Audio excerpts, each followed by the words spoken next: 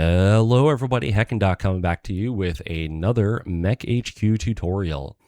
Today we are going to be talking about training lances, training forces, how to utilize them, and what are some of the nuances to training up some of those new mech warriors so they don't go out and just die instantly. So let's go ahead and jump on over to our testbed titans. For more information on training lances, as always, you can look at the glossary located at the top of the screen and scroll on down until you find where it says, you guessed it, training combat teams. So this is what's going to provide you with a lot of the information that I'm going to be covering in this video, as well as probably some stuff that I'm not going to cover in this video. Overall, it will fill in most of the gaps for everything. But let's go ahead and jump on in. In order to create a training combat team, what you are going to need is you will need an individual lance, company, or force of some type, where you are going to assign one pilot who has a decent skill. So in this case, we have a 3-3 pilot, which arguably would be about the minimum of what you want. The best that you can train a pilot up to is a 4-4 pilot. That's the best that you can train somebody up to utilizing a training lance. For the person you are training with, or the trainer, they need to have one skill level above whatever they are training to. So you can utilize a 5-5 or a 4-5 pilot to train up other mech warriors. However, the best that a 5-5 pilot would be able to train other people up to would be 6-6. The other thing that you want to pay attention to is you want to assign somebody who has a training skill. Every week, they are going to make a roll. On Monday, they will make a roll, and they need to beat whatever this number is, 6. And depending on how much they beat that number by, it will determine how well they are training the people that they are working with and what the pace of training is. Again, if we look at that glossary entry, you can see that depending on how well they do, they might train twice as fast, or they might train at 1/4 speed, or if things go really bad, they might make no improvement at all. Now, depending on how things go, on average, it will take somebody 35 to 70 days to improve from one level to the next in one skill. And they will not train up on both skills simultaneously. They will do one and then the other. So they will increase in gunnery, and then the next time they'll increase in piloting, so on and so forth.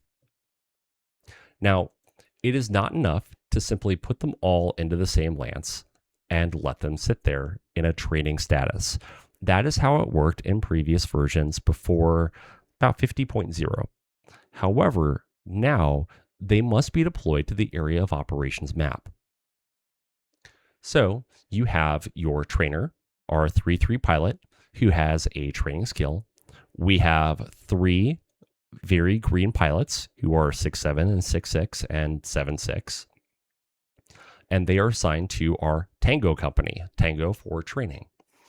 We're going to go over to the briefing room. We're going to go to Tango company. And under role, we're going to select training. From there, we will go to the area of operations map. Now, be aware, when you deploy your training lance, there is a chance that they will spawn a scenario on the hex that they deploy at. Every time that you deploy a lance, there is a roll to determine if they do spawn a scenario or not. And it will often seem that your training lances are disproportionately affected. That is not the case. It's just that your training lances are the only ones that you are typically deploying for no other purpose than deploying them. Because your front line and your maneuver units, you are deploying in response to a scenario most of the time. So they are not going to be spawning a scenario. Your patrol lances are exploring areas, and so they might spawn scenarios. However, most often those scenarios will not be on the same hex that they are deployed on. Your training lances, however, are the ones that will most likely spawn a scenario on their hex. If they do that, then they will then be pulled into a scenario and you will have to attempt to deploy them again. For that reason, oftentimes utilizing training lances on objective raid or pirate hunting or guerrilla contracts can sometimes be very double-edged, where you can run into some problems. However, on garrison duty, security details, things along those lines, they typically do much better. So we have our training lance assigned.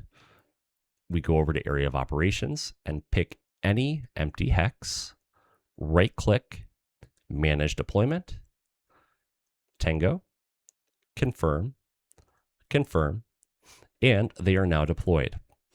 Tango Company will now remain deployed until you tell them to no longer be deployed, or they are unlucky enough to have a scenario populate on their hex.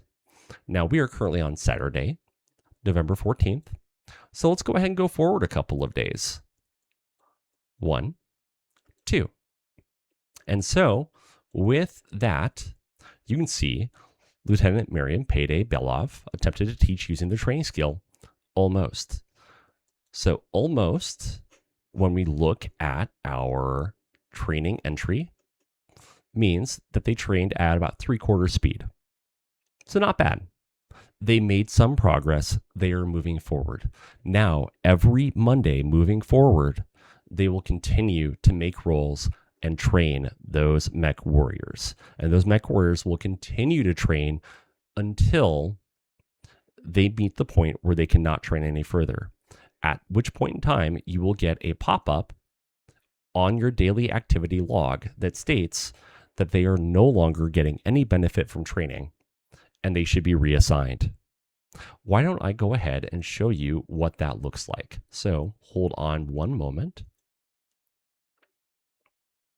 We'll go ahead and load up that save one more time.